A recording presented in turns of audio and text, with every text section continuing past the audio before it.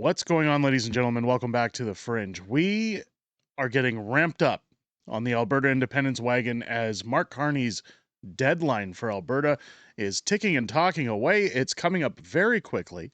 A lot of questions have happened. What comes next? What happens when Mark Carney doesn't deliver on his promises? Will Danielle Smith dig her heels in the sand? Will she show a little bit of teeth when it comes to her ultimatum of or else, by saying that Alberta will suffer a national unity crisis? Well, I hate to disappoint people. Alberta's already there. We're already in a national unity crisis. In fact, we've been here very loudly, very aggressively, at least since the federal election. I'll have another video talking about the risks of what comes next for Alberta and what the pattern may look like. So stay tuned for that video next, folks. But today I sit down with Jeff Rath to talk about the AGM coming up and what that means for support, as not rumor, but I guess discussion has gone around circulating on Danielle Smith shutting down discussion at the AGM about Alberta Independence, saying they don't want to talk about it. It's not going to be on the docket. I hate to break it to Danielle, but members who have purchased tickets to the AGM may think otherwise as things progress. Now, with that, ladies and gentlemen, there's a lot of information being discussed here. If you're going to the AGM or if you have a stake in Alberta Independence, you're going to want to sit through this. I know it's a long interview, but a lot of good information going around here, as well as information as to how votes at the AGM should be slated in order for Alberta to guarantee its independence. All right, ladies and gentlemen, without further ado, let's get past the pleasantries and let's bring in the guest of the hour, Jeff Rath. Jeff Rath, how you doing, man? Good to see you back on the show. I'm doing great. Good to have you back. Listen, we got a lot to talk about when it comes to Alberta Independence, the AGM that's coming up, and where Alberta's now headed, because it looks as though one way or another we're getting our independence vote in 2026. The question is now, with everything that's happening in the courts, with APP, with what's happened with Tommy's petition now being said that if validated, it might be rephrased as a constitutional question. One way or another, we're going to the polls by the looks of it. I guess some concerns have come up amongst Albertans and my community asking, listen, I've heard rumblings about the AGM meeting and the board of directors. What exactly are we headed into with the AGM, and what do you think the next hurdle is going to be for? Well, let's back up and tell everybody what's going on, because there's a lot of people out there that are accusing me of being anti-Danielle Smith and trying to split the party and all this kind of nonsense. There's nothing further from the truth. That's not in anybody's interest. It's not in the interest of the Alberta Prosperity Project. We all like Danielle on a personal level. The concern that we have is that Danielle, for whatever reason, does not want any discussion whatsoever of independence in and around the UCP and the UCP AGM, and she doesn't want to acknowledge that over 70% of her members favor independence. So she's manipulating us. She actually. She was the one that put forward a motion at the UCP Board of Directors meeting that split the board. So it wasn't us doing it. She was the one doing it. Split the board, basically on a motion that said that there could be no discussion of any independence-related topics or motions at the AGM. And I know for a fact that resolutions that have gone forward to try to urge the government of Alberta or the UCP government to be much more proactive about preparing for independence, et cetera. All of them were quashed at the insistence of Danielle Smith, because even though the 6 month is up on that silly ultimatum that she issued Mark Carney, you have 6 months or, to get rid of all of these bad laws, or we're gonna, we're gonna have a national unity crisis. Well, she's not prepared to trigger a national unity crisis, right? So she's on the verge now of, I think, declaring some sort of goofy victory. Carney's supposed to be, I've heard rumblings that Carney's supposed to be in Prince Rupert on the weekend, and there's going to be some sort of an announcement made about some sort of pipeline to appease Alberta and to appease Danielle. Oh, whoopee, we get something on a major projects list that the Liberals may or may not build, when and if David Eby and his First Nations allies in British Columbia agree to another pipeline, right? Mm-hmm. So we're at a fundamental impasse. And most of the people in our movement, of course, don't think that getting one more pipeline, solves the problem of Carney wanting to take away all of our firearms. Carney, continuing to promulgate the communist Chinese policies of Justin Trudeau. Bill C2, C8, C9. Now universal basic income's back on the table. Under a new name, right? Where they're going to start giving 17-year-olds $2,000 a month to not go to school, not make anything of themselves, etc. So, I mean, all of that's going on. And Danielle's biggest concern is to muzzle the independence movement and not allow a debate to take place at the upcoming AGM, right? It just Mm-hmm. boggles the mind. And I guess what happened was she put forward this motion. And of course, the fact that there was going to be a debate at all was because Rob Smith was the one that had raised the idea that we should have a discussion, at the AGM about this. He met with, and I think it was to appease our movement and to keep us from being overly critical of the UCP for not doing anything and for actually believing that liberals don't lie, that liberals lie. So he met with us over the summer and promised us that this debate was going to take place at the AGM, where we would then have an opportunity to, explain the value of freedom document to the entire UCP base at the AGM, so that people would understand how much better off we're going to be post-independence, right? So Rob Mm-hmm. Smith promises that this debate's going to take place. We're all moving forward on the view that it's going to, and then Danielle freaks out at the, and puts forward this motion at the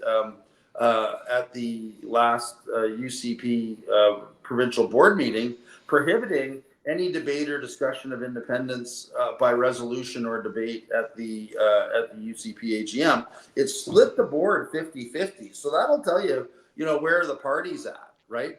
50% Yeah. of the board voted against the premier's motion, right? Yeah. And that left Rob Smith in the position of being the tiebreaker. But instead of Mm-hmm. standing with the base, as we expect the president to do, because the whole purpose of the party and the purpose of the AGM is for the base to speak to Danielle or to speak to the leadership of the party to tell them what the base is interested in. It's not for the leadership of the party to tell the base what they can and can't talk about. In the article that I wrote for Western Standard, I said it's like, Yes. Danielle thinks she's our mother, and she's telling all of us what we are and aren't allowed to talk about at Sunday dinner. It's Mm-hmm. ludicrous, right? But Yeah. that's where we're at. She's more concerned with dressing up like a Canadian flag with her little red blazer on and her white blouse, and talking about Team Canada and how she's more likely to get a pipeline, from Team Canada and being part of Canada than she is, than she would be with an independent Alberta. And at that point, I'm going like, you shouldn't be leaving. Like, if those are your actual beliefs, if you think that the only problem, that Alberta has is getting one more pipeline, and it's not everything else that they're doing, turning our province into a communist dictatorship run by Ottawa, then, you've completely lost touch with your base, and you've been completely, they call it dome disease. You've been completely Mm-hmm. overtaken by the liberals and the left wing, that you think that you shouldn't be paying attention to the very well educated members of your base that have analyzed this problem 16 ways to Sunday, and know that the only future that our province has for our children is as a free and independent country. Mm-hmm. I think that's been one of my concerns, and it's one thing I've definitely warned the people about on this channel, is that what we're going to see when we talk about the federal government, there's a lot of times we see distractions. Anytime you've seen SDTC, anytime you've seen any of the shutdowns, I've always asked, what happened? I thought Trudeau was supposed to hand those documents over. Parliament doesn't reopen, and then all of a sudden we have an election and go back, back to work. So nothing gets resolved, and it feels like what we're going to see, if anything, here is breadcrumbs. Albertan companies, as well as Alberta, has hundreds of projects when it comes to pipelines, it's oil and gas, it's future in oil and gas that are prohibited and can't even get investment in this province by the bad laws that Carney has put forward. And I guess the worry that I see is that this Port au Prince Rupert thing is going to be a distraction to say, hey, look, we're making headwind. We're getting ahead with the Carney Liberals. Alberta shouldn't have to scream and kick at the table after attacks from EB, attacks from Manitoba, attacks from Quebec to be told, here, you get one little project and we're taking an inch forward.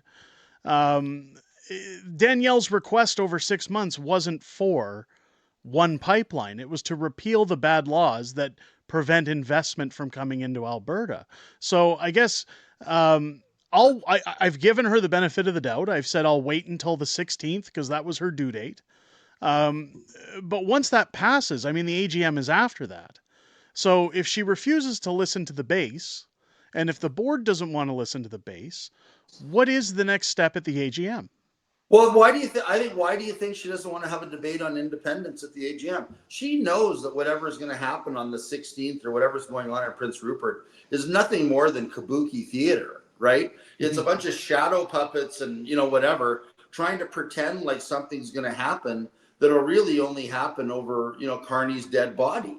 And again, one pipeline. So what? We can get 10 pipelines if Ottawa is going to steal all of our money and literally turn our lives into a living hell by sending hit squads to take over people's farms and kill their entire herds and all of the crap like we just saw in British Columbia with that disgusting ostrich slaughter.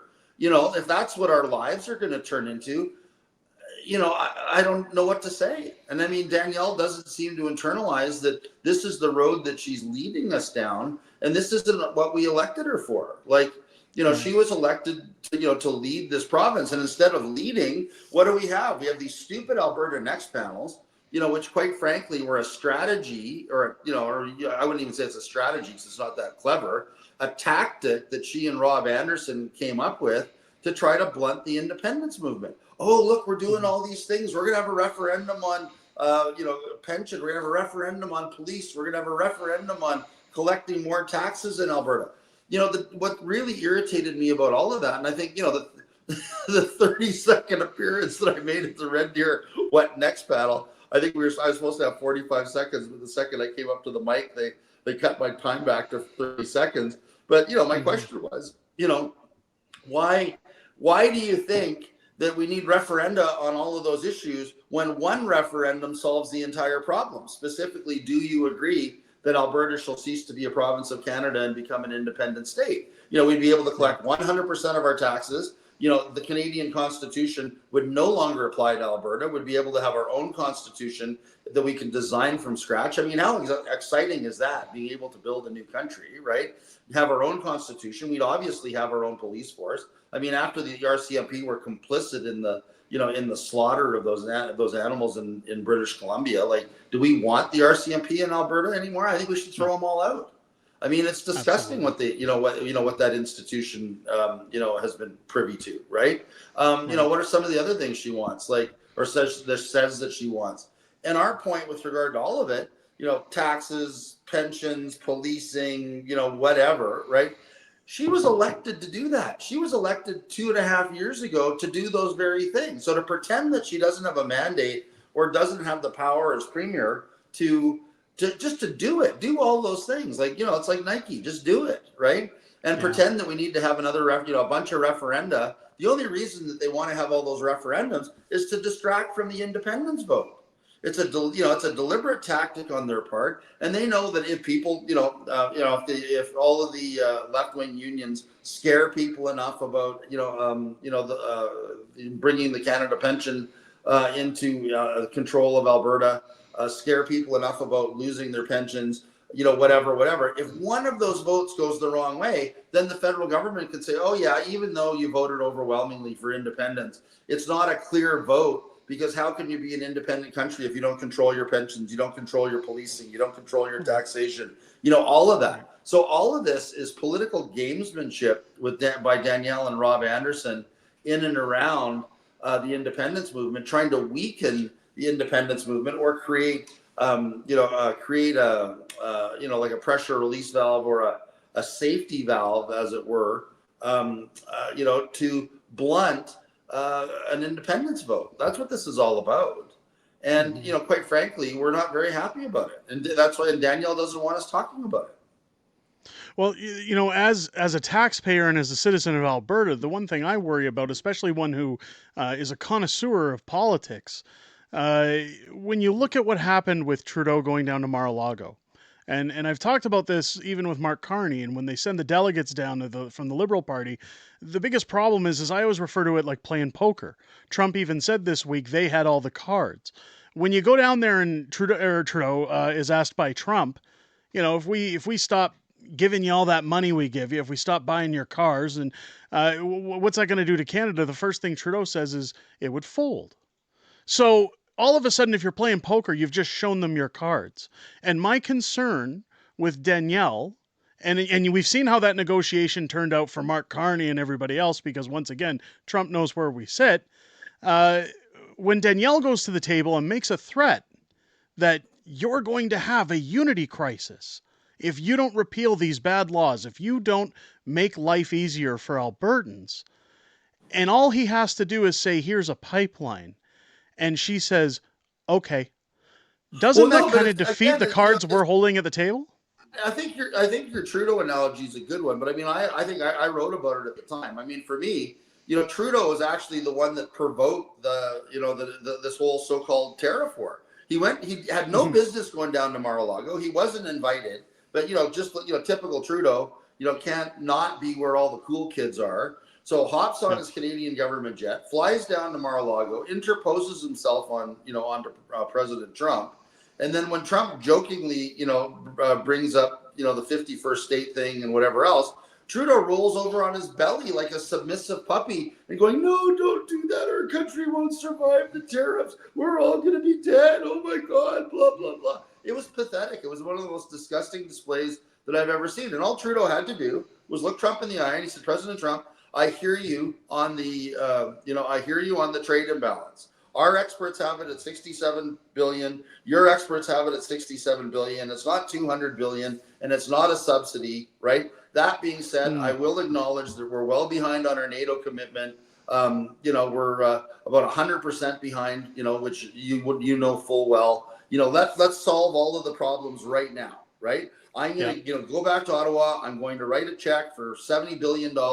We're going to order a whole bunch of drones. We're going to order helicopters. We're going to order armored personnel carriers, new equipment. We're going to rearm, Canadian infantry battalions, to patrol, the U.S., the U.S. Canadian border. We'll join in a special task force on fentanyl labs. We'll pass a bill using the notwithstanding clause if necessary, so that we can blow those labs up with Hellfire missiles if need be. Whatever it is. Just give Trump everything that he wanted. I mean, what he wanted wasn't extreme. I mean, we literally have been lousy neighbors, right? Hiding under the U.S. military umbrella and not meeting our NATO commitments. And what's Mark Carney's, response to this in the middle of a so-called trade war? Rather than telling Trump, hey, you know what, let's just address the trade deficit.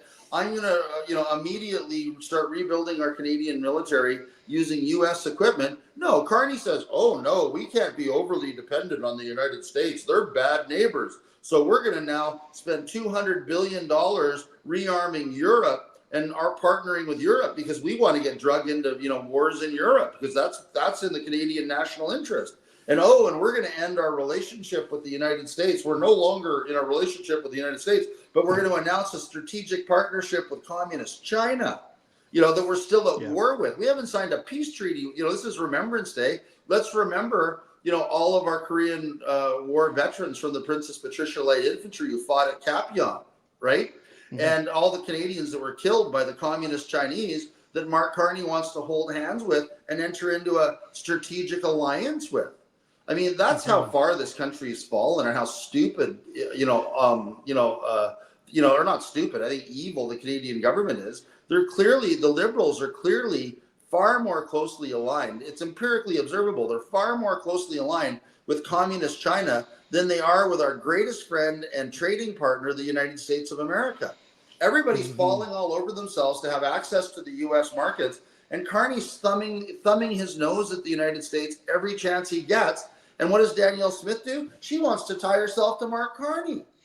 Hmm. because, oh my goodness, our future is with Mark Carney, and we need to, oh, well, if we stay in Canada, Mark Carney promises me that we might get another pipeline, and won't that be wonderful? Look, and I'm wearing my little red blazer and white shirt, and I'm dressed up like a Canadian flag just for him, right? I mean, Yeah.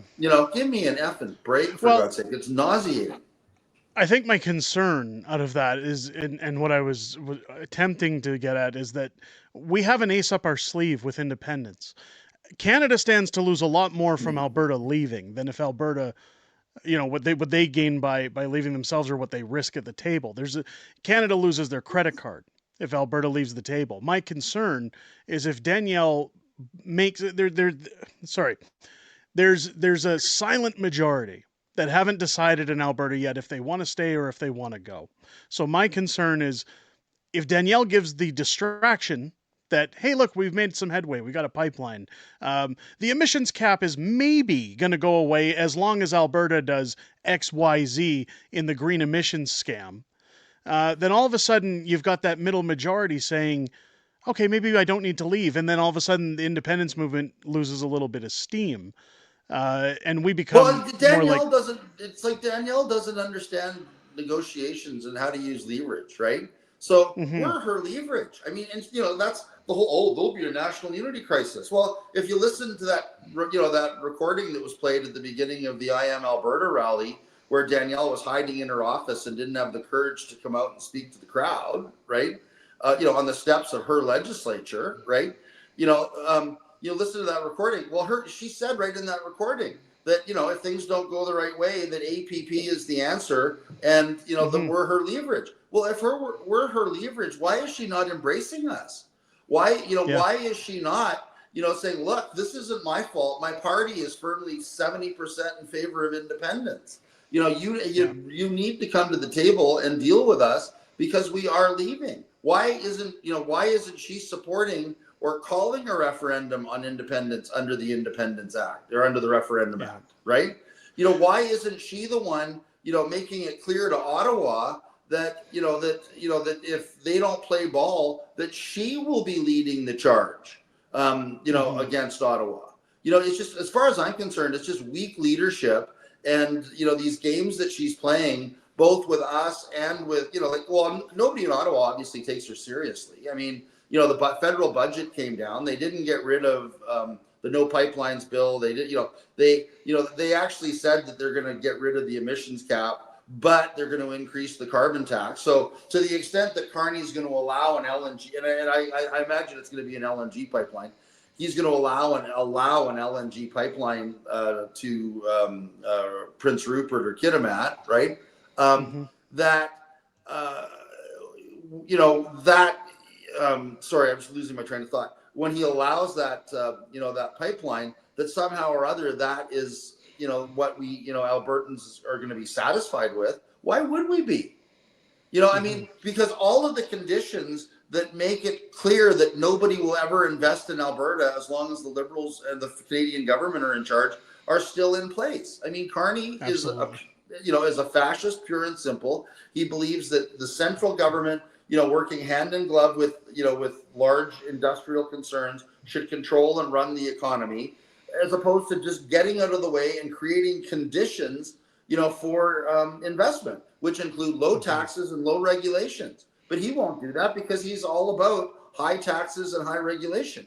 Because he's a central banker. The more money we owe, the more money that goes to the central bank, the more money that goes into the pockets of the Brookfields of the world, the more mm-hmm. dividends and the more cash ends up in his offshore bank account that he won't even tell us the balance of. Right? Like Yeah. this is what we're dealing with. So it's shaping up like the AGM one way or another is going to be interesting with all of these elements falling into place. And again, all of these questions or all of these concerns will at least be answered by then, given Danielle's deadline and then the dates of the AGM. I want to get into the AGM because, again, a lot of people had questions here, Jeff. I just wanted to take a look at this here. Max does amazing work over at Freedom Calendar.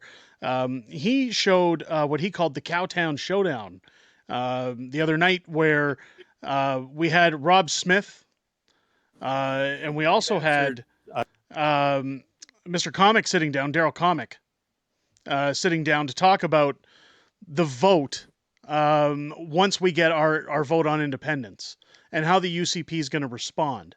So I've had a lot of people reaching out to me since this video went out and since this meeting went out saying, hey, well, what does this mean by what they're going to do in the process? Because I've seen, I guess, an outcry online for people to consider Daryl Comic becoming the next president of the UCP board. You've answered, I think, 3 of them. Sheldon? Yeah. So now here's going to be a big one because it is the elephant in the room. So we are expecting an independence vote in 2026. Is anybody disillusioned on that? Like, we all believe it's coming. Premier's been pretty forthright that that's coming. So thank you, Thomas Saskazik. Are you committed to respecting the will of the majority, whatever the outcome of that vote? And how do you plan to ensure that commitment is upheld within the party?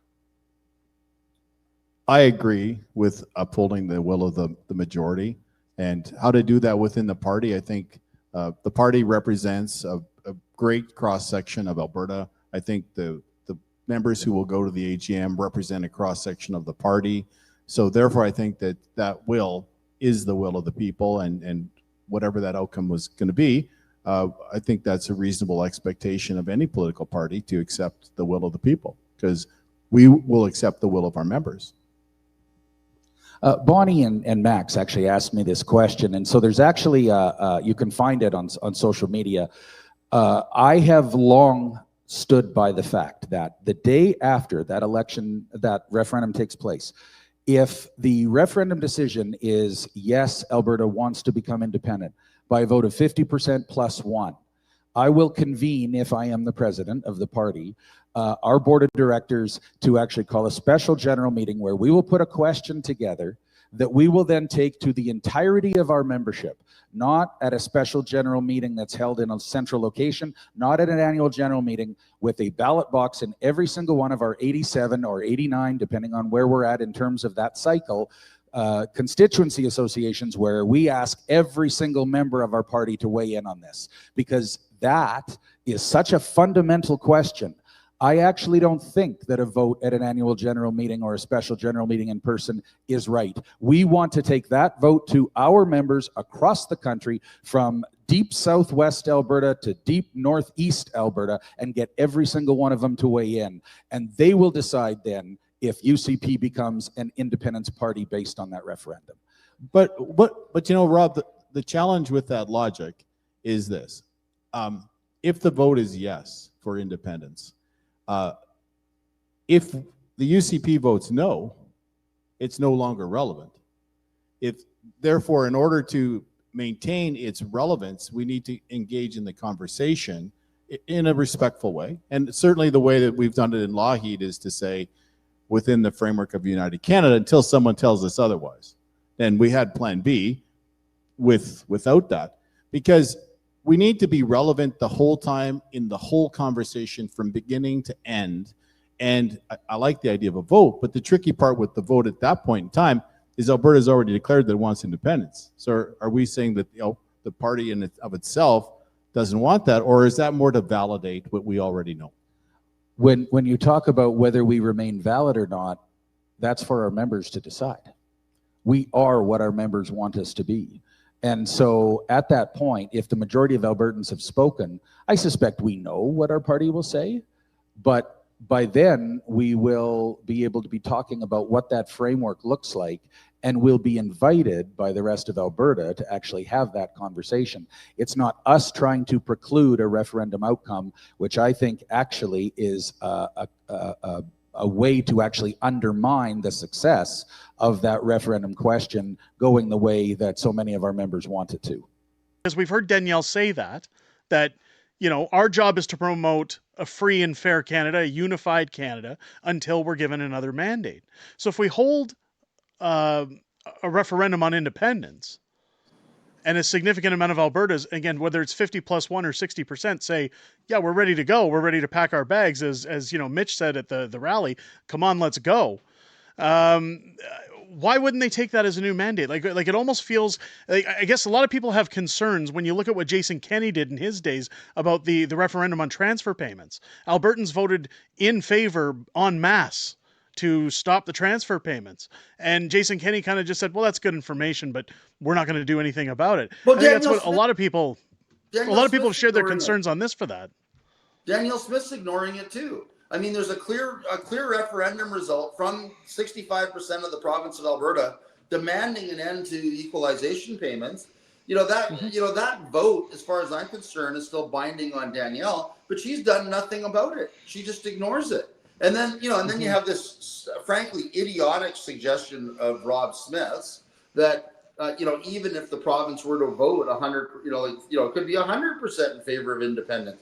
Rob Smith would then say, oh no, but we as the UCP won't acknowledge that until, we have ballot boxes at every UCP CA in the province, and the UCP votes on whether or not Alberta's going to leave Canada. Like, how anti-democratic is that?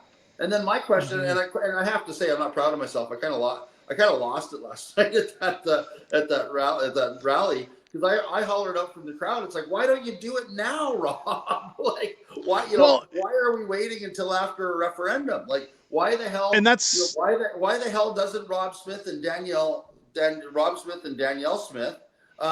We can now call them Mr. and Mrs. Smith, maybe. But why don't they want to know, or why don't they want to poll their base? It would give Danielle a mandate. She knows that her base is strongly in favor of independence. If she asked her base to come out and vote in favor of independence to strengthen her negotiating mandate with Carney, they would do it. We'd have 90% of our base voting in favor of independence. But no, they would play this silly game where they just ignore their base and pretend we don't exist. And to the extent that we do exist, make sure that we're all muzzled at the AGM so that we don't have the ability, to convince other members of the party, in a format that makes sense, specifically a discussion of Alberta sovereignty and Alberta independence and the advantages and benefits of it, right? At the AGM. Instead, she just wants to force angry people onto microphones to show up at the Premier's Bear Pit or wherever and say, why are you muzzling us? Why are you not allowing this to happen? Why don't you support independence? That's no way that's no way to have a discussion. It seems if you want member votes, and if you're concerned about the UCP mandate, well, there's a meeting for that every year, and we're doing that at the end of November. One of my followers shouted both of us out on Twitter. Says we can hold our own UCP vote on Alberta Independence at the AGM simply by writing it on our ballots for UCP president and asking for a vote tally on it. It boggles my mind how they're fighting us on this issue. If we had the debate, we'd have 90% plus support from the UCP members. So why do you think that they're trying to calm all this down and shut it down at the AGM if it's about their members and the mandates that they're getting? Because Danielle doesn't want to be, called names by the NDP. She's very sensitive, doesn't want to be called names by the NDP and be told that she's the leader of an independence party. She needs to get it through her head. She is the leader of an independence party. The vast majority of her base want independence. To the extent that she continues to ignore us, it's almost like the Jason Kenney thing all over again, right? It's like, well, I don't like my base. I want a new base. Well, yeah, okay, Kenny, you've got a new base. You're fired. Go join the NDP. I mean, that's, effectively, where our party, where she's pushing her party members. And none of us want that. None of us want to split the party. We want everybody to come together, but we need an effective leader to do that. And her continuing to ignore the wishes of 70% of her members, in favor of the remaining 30%, who, I would say, a good portion of, were they fully educated on the advantages of independence, had the value, had an opportunity to read the value of freedom document, had the advantages of, the fiscal strength of Alberta fully explained to them using all of the numbers from the Fraser Institute and the Government of Canada as set out in the value of freedom document at albertaprosperityproject.com, right? That, they would come over to our side. But Danielle doesn't want to have the discussion because she's got all these little Kennyites in cabinet that, are still following Jason Kenney. They're not following her. And of course, as we know, Jason Kenney is a little federalist, right? Like he wants to be Prime Minister of Canada one day. Or alternatively, the system as it exists works really well. I mean, he's on the board of, ATCO. They're getting a bunch of federal government contracts. They're making lots of money. so they don't want anybody upsetting the apple cart. So this is all about them. It's not about us. Yeah. Well, I mean, it's shaping to be an interesting AGM regardless. I know, Jeff, you're going to be there. I'll be there. I know a lot of channel members that are going to be there as well that want their voices heard. When it comes to the election now, since Rob Smith was again the deciding factor here, I know Daryl Comic is now being touted as a possible replacement for Rob Smith. And I know, look, everybody's just got to an be clear, opinion, there's only two people running for that position. There's Rob Smith and Yeah. Daryl Comic. And if you care Yes. about independence, and you want to see independence in Alberta succeed, vote for Daryl Comic. We can trust Daryl Comic. I know Daryl Comic. I thought I knew Rob Smith until he stabbed us all in the back by voting voting against what he promised us at the upcoming AGM. And don't underestimate either the degree of animosity that is developed between Danielle and and our movement. I mean, one of the things that she said, and I've heard this from several people that were at that meeting, I don't want another AGM turned into the Mitch Sylvester show, right? So there's a lot of animosity there. She's making decisions for the wrong reasons. Quite frankly, I don't even know what to say to that. And this whole idea that, I'm not going to have 2,000 APP supporters or 2,000 of Mitch supporters tell me what to do. I'm the boss of you, right? So that's effectively what we're dealing with when we're dealing with Danielle now, and it's really sad. And I don't know what what has prompted all of this. Why why there's this degree of animosity. I mean, we all want the same thing. We want a prosperous Alberta. The only difference is she thinks that she can trust one of the most evil men to ever be elected Prime Minister of Canada. I mean, Mark Carney wants to, literally wants to destroy our province, and she thinks that she can make a deal with him. I mean, it's it really, she's literally Alberta's, version of Neville Chamberlain. Mm-hmm. Well, like I said, I think it's going to be an interesting AGM, Jeff, and I think that we'll see where things land. I definitely think there's a little bit better information, at least explained to the viewers here. When we get away from that, though, and it's funny because a lot of people criticize, like you say, about, oh, Jeff's so against Danielle and everything. But I've always said, Jeff's got passion. There's a difference between anger and passion. And I definitely applaud you for all of your passion for this province, passion for it becoming an independent nation. Of course, you just want it to succeed. You guys are touring the province. Well, and to be absolutely clear, I really like Danielle. I think she's really effective when she's actually moving in the right direction. I think she's being misled by the people that are advising her. I don't know whatever happened to Rob Anderson. I guess he's more concerned about his career after politics than he is in actually freeing Alberta. Mr. Free Alberta Rob, right? I don't see him coming forward with any long-term strategic plan for the independence of Alberta, right? That seems to have gone by the wayside now that they're in power, right? And I think Danielle would be an excellent leader or an excellent president of a free and independent Alberta. But I'd love to see it. The problem is, it's clear to me that she doesn't want that. I mean, she's doing everything she can to undermine our movement. She's doing everything she can, to suck up to Mark Carney and the Carney Liberals. I mean, it's almost as bad as Pierre Poilievre the other week crossing the floor to join the Liberals. Effectively crossing the floor to join the Liberals by voting to keep Mark Carney in power. So we have a leader of the federal Conservative Party who Danielle just loves, admires and respects and dotes on, right? Thinks he's the savior of Canada, but Danielle's savior of Canada doesn't have the guts to stand up to Mark Carney and believe that he can win a Christmas election. So he voted, Pierre Poilievre voted to keep the Liberals in power. So every bit of misery that Canadians now experience from this point forward, and if one more or two more Conservatives cross the floor, or if Carney, can bribe, the rump of the NDP into joining the Liberals, we're going to have a Liberal majority government in this country, bent on the destruction of Alberta, and the only person to blame is Danielle Smith's hero, Pierre Poilievre. Yeah. That's the state of politics in this country. It's despicable.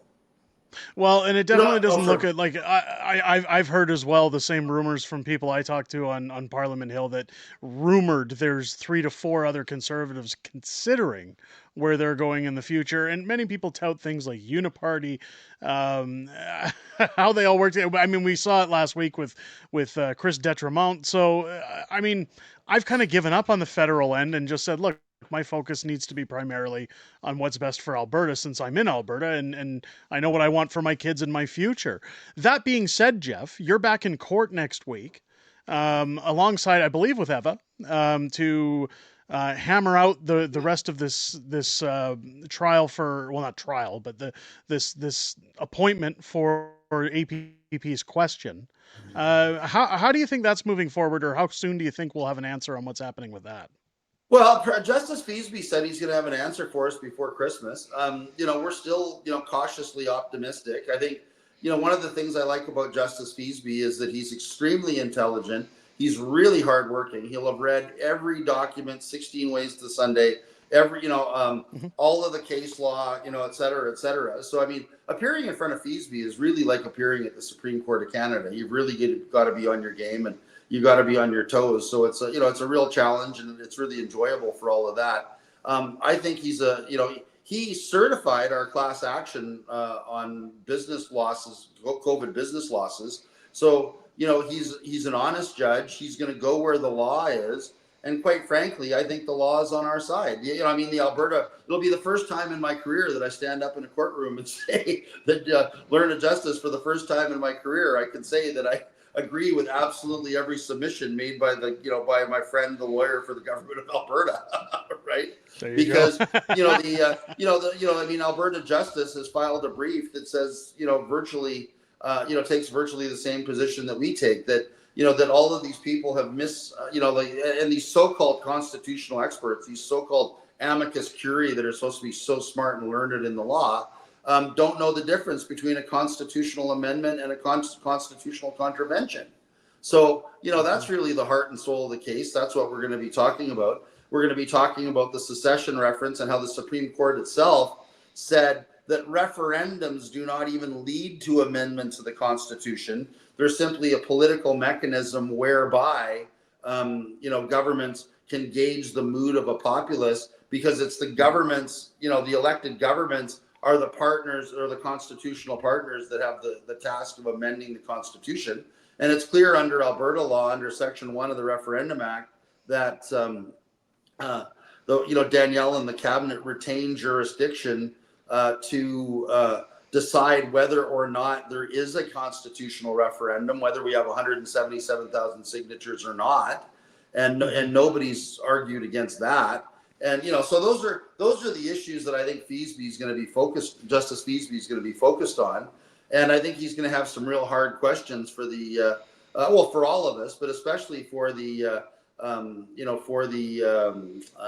amicus curiae that are supposedly the constitutional experts, that don't even cite the appropriate sections of the of the secession reference. They don't even they didn't even cite the Clarity Act once in their decision. They filed a reply brief where they tried to make excuses for whatever they were doing and justify, the approach that they took. But I mean, it's pretty, it's pretty weak sauce, to be clear. So anyway, it's going to be interesting. It's going to be, 3 days in front of a really, really clever, if not super intelligent judge of the Court of King's Bench, grilling all of us on our positions on why, the referendum question as prepared by Mitch Sylvester is or is not constitutional. And it's not even whether it's constitutional or not. It's whether or not it contravenes anyone's constitutional rights. So, we're saying, in response to a lot of these First Nations briefs that, literally, don't seem to acknowledge that there's any limitations at all on treaty and Aboriginal rights. I mean, if you took what they were saying at face value, an Alberta election could offend their treaty and Aboriginal rights, because, a government that wasn't as warm and fuzzy towards their rights could get elected. An independence government could get elected. A premier, who, had said derogatory things about their rights in the past could be elected. et cetera, which is, it's just taking things way too far. And I don't think that it's going to be very easy for Justice Feasby to find in any of their favor, given the radical and logical extremes of the arguments that are in front of him in that regard. Mm-hmm. Well, it'll be interesting to see. And regardless, I've said, the good thing if this gets approved, if we get through on the court case, is that no matter what question Danielle decides to use on a spring or summer referendum, it'll be interesting if APP's warranted to gather their signatures, especially when you look at the results of Tom Lukaszuk. At first they were running around saying, "Yeah, we got 450,000 signatures." Now, I'm sure that'll end somewhere around the mid to high threes by the time that the validation process finishes. But it would be very interesting for APP to gather their signatures that they've amassed, at least after you look at the intent on the website, in contrast to what Tom gathered, and in such little time in contrast to what Tom had as well, to show that, hey, there really is a demand for independence in Alberta. It's not a fringe minority. It's not small groups talking about it. There's noise out there. I feel that if you had the signatures on paper, at least, to submit to the provincial government, and it was leaps and bounds larger than Tom Lukaszuk's numbers, I think at that point, whether Danielle likes it or not, if she still stood on, well, we got to work with Carney, we got to find ways to make things, a united Canada, I think at that point those numbers would tell her it's time to shit or get off the pot. And I think that she'd have a very important decision. But let's be clear. I mean, and Danielle's already said it. Thomas Lukaszuk's referendum question is a separatist referendum question. Do you want to remain in Canada? Yes or no? Right. So, who's Lukaszuk to say that everybody that signed that petition is in favor of remaining in Canada? The whole petition was about. That whole petition was simply about having a referendum on the topic of whether or not Alberta should leave Canada. So, I know for a fact that, a number of our supporters signed the petition because they want to be able to vote. They want a referendum. Right? They want a referendum. So they signed the petition and they were laughing while they did it. Going, you dummy. It's like, now we're going to have a referendum on independence, right? Well, so, it's funny because that's what Lukaszuk seems to be forgetting. And him and his entire spin machine seem to be spinning, his, the signatures that he got on his petition as, people that, as 456,000 people that want to stay in Canada. That's not the case. Yeah. It's funny because I ran into the Forever Canada folks in Spruce Grove and I had the conversation with them very politely too. I tried to be prudent and say, listen, and I was forthcoming. I cover politics on YouTube. Didn't tell them what politics I cover. But I just said, I'm just curious, why do you think we should stay in Canada? Like, what is your reason to stay in Canada? They didn't want to tell me. They didn't want to give me one. And when I told them, well, what do you think the benefits of staying are? Because I've looked at APP's value of freedom. I look at the numbers, I look at the financials of it all, and it makes far more sense for my family, for other families, if we were to keep all that money in Alberta. So what benefit are we getting again by staying? They immediately went on the attack and they said this petition is to stop the question for going to referendum. It's to stop the referendum from happening altogether. And I said, no, it isn't. Like, where are you getting that from? Well, Tom told us that. And I said, well, Tom's horribly misinformed you. And we saw that when his signatures were submitted. And even Keith had his application all over Twitter saying, no, he says a referendum's coming, so we might as well ask the question. I think a lot of those folks got burned, and I do think a lot of people signed. No doubt, I've been saying this from day one. Thomas Lukaszuk is a liar, right? He's been lying to everybody from day one. I think there should be an investigation into Thomas Lukaszuk for defrauding Elections Alberta. It's clear that his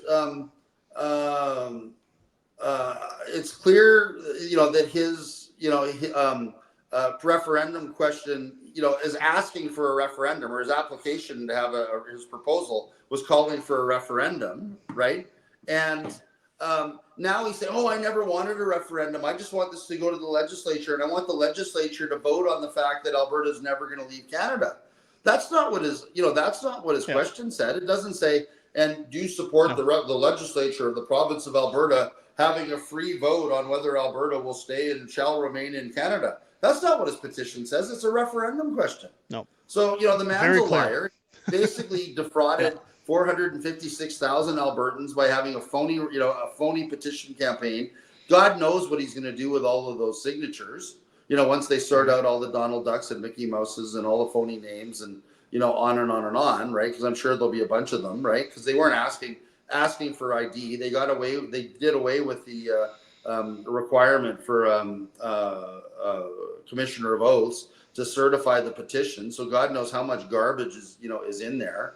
And, Right. we'll see. I mean, those people are motivated to cheat. I mean, I had a simple poll on X recently that asked the question, right? Do you believe that Alberta should cease to be a province of Canada and become an independent state, right? Well, the poll numbers, on my X account, and the numbers were going well beyond my X followers, right? We were up over 50 or 60 or 70,000 views on that poll, right? The numbers were running like 80% in favor, right? Yeah. And then in the last hour, I think some of the forever Canadians figured out that we were going to have a poll that showed 70% of Albertans in favor of independence, or 70% of people in favor of independence. So all these geriatric forever Canadians bailed in at the last moment, in the last hour to try to flood out. Try and shut it down. It was like 1,600 votes came in the last hour to try to, to try to skew the poll results. But even with, and you can tell that this was going on because if you look at my engagement on X, I have a small account. It's only like 20 or 12,000 people ish, right? But the people that follow me on Twitter and the people that engage with me on X, I guess I keep calling it Twitter, I'm showing how old I am, I guess. But anyway, the people that engage with me on X, fully 70% of my followers on X are under the age of 40, right? So, and the biggest demographic are the 20 to 29-year-olds, being close to 50% of my X followers, right? So it was clear that all the followers that bailed in the last hour to skew my referendum or my polling results were all in the plus 50 column, right? Which is, basically Lukasik's group, right? And even with their concerted effort to try to corrupt my poll, we still ended up 53% in favor of independence, 47% to stay in Canada, right? There you go. So I mean, that's what people need to acknowledge is that there's significant, and it was a significant, like a statistically significant sample size. There was, 6,576 people voted, and it was 53% to, 53% to 47%, even with, 1,000 forever Canadians bailing in at the end to try to skew the poll results, right? Unbelievable. So, so the support's out there. And again, everybody goes, APP, blah, blah, blah. You go to one of the rallies, it's all these gray-haired people. Well, I'll tell you now, I mean, it's visible at every town hall that we have. More and more and more young people are coming out ever since the energy that was generated by the I Am Alberta rally, right? And on top of it, our online engagement is through the roof. I was talking to a guy last night that's doing a TikTok channel for for one of our people, and we're somewhere north of 10 million engagements on TikTok just on that one channel. So I hate to say it, I'm probably going to have to get involved on TikTok. I don't want to. Oh, geez. Don't be doing no funny dances or anything, Jeff. No. I'll just be talking to young people about if they want to move out of mom and dad's basement and be able to afford their own apartment and move forward with their lives, that the only way to do it is to get out of Canada because Canada's killing them. I mean, Canada doesn't want them to have a meaningful future. Canada doesn't want them to have a decent job, doesn't want them to have an affordable apartment. Canada wants them all to be on welfare. Well, they continue to flood our country with, can flood Alberta with temporary foreign workers and international mobility program workers that literally are driving our teachers to distraction by filling our classrooms with, a third of every classroom being filled with English as second language students that can't speak English because the Liberals have just flooded our country with, all of these people that don't fit into our society, can't speak our language, can't get a job, et cetera, other than, as a barista at Tim Hortons or, whatever the hell, right? we need to change all of that. And that's the only hope that young Albertans have for the future is Alberta independence. And they know it. Yeah. And again, what young working person, whether you're a cop, firefighter, LPN, nurse, you name it, right? Who doesn't want to see an end, like to have 33% put back on their paycheck with no more federal income tax, right? Who doesn't want to get rid of all GST, industrial GST, or I'm sorry, carbon tax, industrial carbon tax, GST, capital gains tax, corporate tax, federal corporate tax, all of those taxes, get rid of those taxes in Alberta and have one taxing authority in Edmonton that's closer to the people and actually gives a crap about people not being able to get their heads above water. Because Ottawa doesn't care. They're happy to watch all of us drown. They're just going to replace us all. Well, and I think that's one of the things that always gets me is the group that hangs around Tommy's white ice cream truck that say, "Govern me harder, daddy." Like, they just seem to enjoy being a sadist and getting punished by the government. Oh, I know. And again, and I'm sure all of them have been vaccinated like the full 13 times, right? It's like, govern me harder, vax me harder. I need to be told what to do by the government because I trust the government. I can't think for myself. So I want to remain in a country that doesn't make me think. And I can't think anymore because I've been vaccinated so many times that I've got cognitive impairment. Let's be real here. Well, we'll see where it goes, Jeff. I think it's going to be an interesting AGM. Again, we'll see what happens with Daryl Comic. For anybody watching this interview, take what knowledge you have. I would encourage everybody here. Again, there's still time. Get your memberships for the UCP online. Well, unfortunately, we're out of time for people to get memberships to be able to vote. But that being, are we really? Okay. Yeah. That being said, if you are a member and you still hold a valid UCP party membership, it's not too late to get a ticket to the AGM. I would urge everybody to do that. And again, everybody that's listening, and I know there's a lot of independent supporters out there. If you're going to the AGM and if you want to cast a vote for independence, because that's what this is about. If you want to cast a vote for independence and show Danielle Smith the support for independence within the UCP, you've got to vote for Daryl Comic. And there'll be a list of other candidates that support independence as well for the directorships and other positions. And we're asking everybody to please support Daryl Comic and please support the APP slate because we need to have control of that board. So anyway, everybody, thank you very much for your attention today, and thanks for having me on, Derek. I really always appreciate the opportunity. It's always a pleasure having the most Albertan man in the world on this channel, and I always thank you for coming on, Jeff. It's always good to chat with you. Thanks for having me. I appreciate it. All right, thanks so much. Okay, over now.